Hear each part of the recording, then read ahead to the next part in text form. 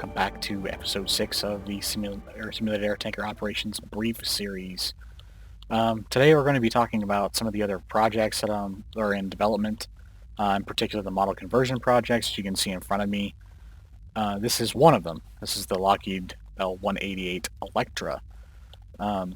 These few prototypes I'm going to be talking about have prototype tanks on them, and I do not have the authorization yet to go forward with further modification of these aircraft, so these are kind of works in progress. If I do get permission to modify them from the authors, then the tanks will be, part of the model. So with our pseudo poll that I put out on the page a few weeks ago, along with the Bell 212s, which we'll show in this video, after the progress of the 412s have finally been completed. The 212s kind of took off as another popular aircraft that people wanted to have in Sim. So that's my primary focus after the DC-10s, which I'll also show again in this video. So in terms of the Electra, for example, and some of the other aircraft that I mentioned, including the MD-80s, they will be getting, in theory, a tank if I can get permission to modify them. So the Electra here, as you see, is an air spray. This is a repaint that already existed. This is not mine at all. It's somebody else's. But the tank is, like I said, it's just kind of a placeholder right now. And we're on the ground at Reading, too. Pretty good freeware scenery. I believe I found it on Symbiation. It's a little dated, as you can see by the aircraft that are on the ground here, the old S2As.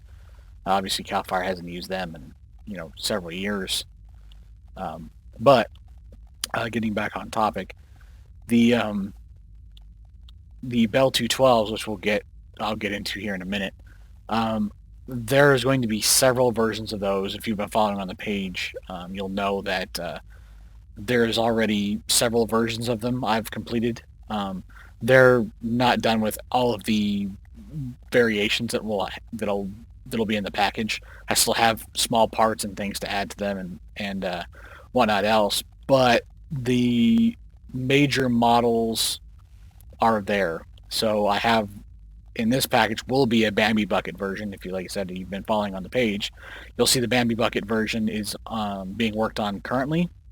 I completed moving around and converting over the rotor effects for the Bell 212, so now they have dynamic rotor flex, and similar to the ones that the 412 had. In terms of the Bambi Bucket versions, it came with two models, one with doors on and one with the doors removed. So I am going to include the no doors version because there are operators that fly with no doors. But there will be obviously a few other different variations of the Bambi Bucket versions too, just like the Helitanker versions. So I can go ahead and jump into those.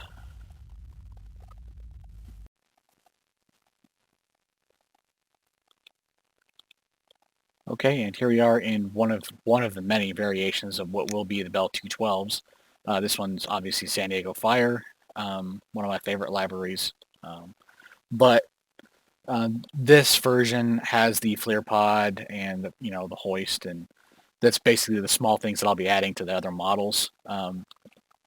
But as you can see, the detail and the conversion process was successful with these. Now, if you remember a ways back, I was working on these. They had a lot of issues with them, including texture problems and missing texture files and whatnot else. But after going through a lot of the stuff for the 412s, I found that what basically needed to be fixed with those, since they're essentially built from the same models, a lot of those fixes I found for the 412 actually moved over to the 212. So it was just a matter of basically plugging and playing and then tweaking them a little bit to make them work with the 212s from the 412. So a lot of the those fixes do work, and there's a lot of stuff that I learned from fixing with the original hotfix that I put out for the 412s. Those have also been implemented into the 212 already as completed package. These will have the FLIR camera and the working hoist on it, just like the 412s did. And the 212s will be for P3D only, just because it's easier in terms of development, and there's already versions out there for FSX. So, and getting away from the FSX platform soon is kind of something that a lot of developers are moving towards, including us. It's just going to be a lot harder to, support FSX as it's becoming the older legacy platform, more so than it was with P3D version 4 and 4.5, version 5, and then obviously with Microsoft Flight Simulator coming out soon. FSX will kind of be left alone, as it were.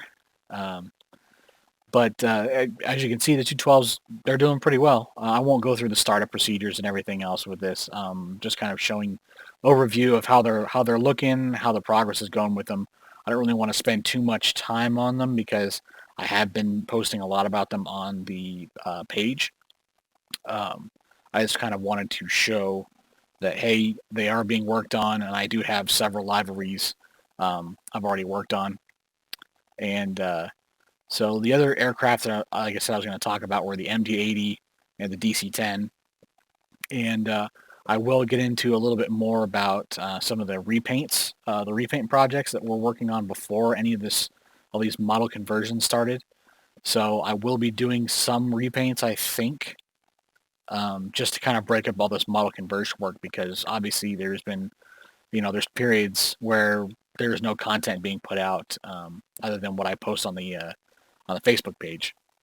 So I kind of want to break up the monotony of posts so that there's actual other content for people to download and install in their sims.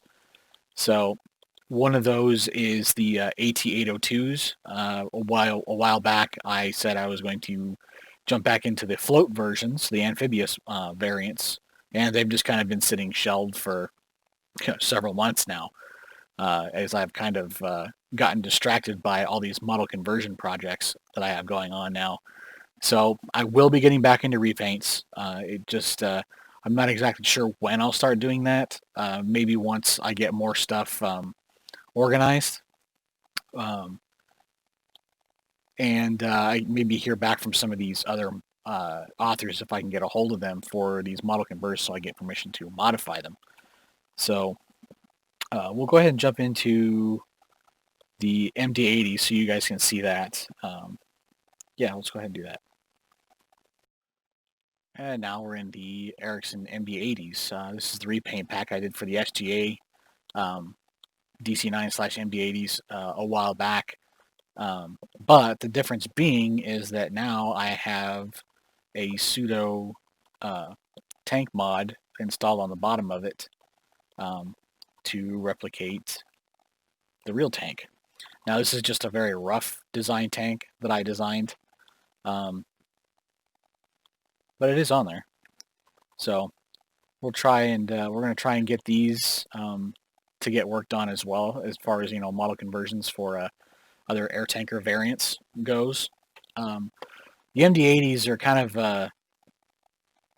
I wouldn't say they're not a very popular platform. There's kind of a lot of controversy around them, but they are in service, and more people have seen them now because they were just operating in the U.S. But over this early part of 2020 and last year, they were overseas in Australia, and so the Australians had a chance to see them and work. So more people having seen them and operating them, or seen them operate, are I wanted to try and represent those two to a degree and with the configuration. So that's why I've decided to put the tank fairing on this particular version.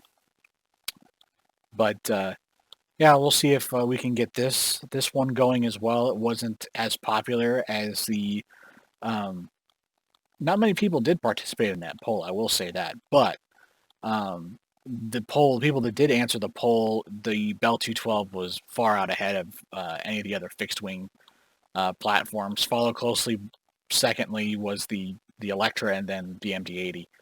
So, and the Electra, obviously, people in the U.S., we aren't really familiar with seeing them very much because they're kind of only a Canadian-operated airplane. Uh, every once in a while, you'll see them down in the U.S., but they're not a frequent aircraft. Generally, down here in the United States, we're used to seeing the P-3 Orion, which for the longest time was grounded, and now they're coming back into service again since they've been bought up and being refurbished and all that.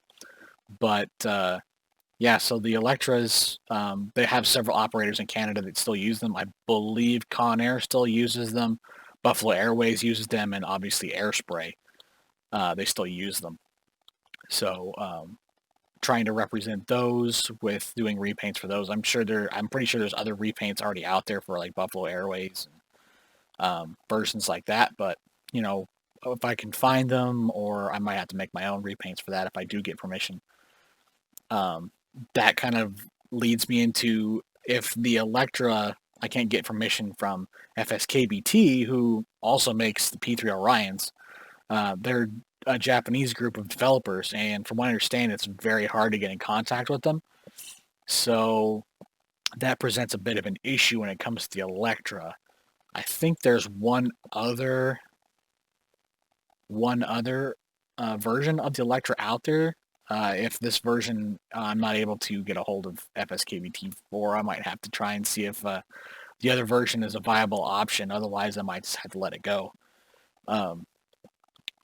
But the MD-80, I think I can probably, well, I shouldn't say that. We'll just, I'm leaving it open, but the prototype tank versions for both the Electra and the MD-80s are, I do have the prototypes. Obviously, you can see them here. So, in terms of the DC-10s, really not a whole lot's changed with the DC-10s. I mean, I've been slowly working on them, but the only thing that I've been doing recently is working on some of the, adding some views for it. And I found a little bit of a hiccup in the effect that I was working on, the long retardant effect. It still needs some tweaking. There's some, after I was using it a few times last week, I realized there's some problems with timing, and there's some stuff that needs to get worked out with it still. So it's still getting worked on, but that one is my primary focus outside of the Bell 212s. It might seem like I'm working on the 212s more because realistically there's more work to do on it. I'm just kind of switching back and forth whenever I get tired of doing back and forth switching in the sim. I just go and I sit and I work on the 212s because, like I said, there's more work to do on them.